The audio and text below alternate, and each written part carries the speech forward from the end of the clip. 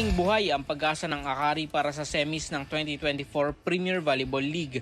Ito ay kasunod ng kanilang pagwawagi kontra sa Capital One para sa back-to-back na panalo.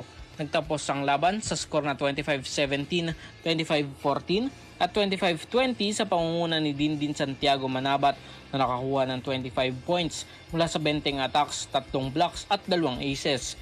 Wala nang iba pang manlalaro ng Chargers ang nakakuha ng double-digit scoring bukod kay Santiago.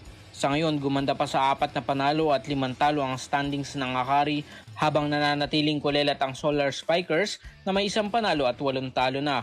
Samantala sa iba pang games, ginulat ng Cherry Tigo ang Signal HD Spikers sa kanilang paghaharap. Nagwagi ang Cherry Tigo sa pangunguna ng magkapatid na sina Eya at TJ Laure na may 29 points. Dahil dito may 6-2 win-loss record na ang Crossovers at tabla sa Petrogas at Creamline Cool Smashers. May 5 panalo naman at 3 talo ang Signal matapos hindi maging sapat ang 16 points ni Cesc Molina para sa koponan. Para sa ating RMN Sports, Radyo Manjairos, Peña, Florida, Tatak RMN.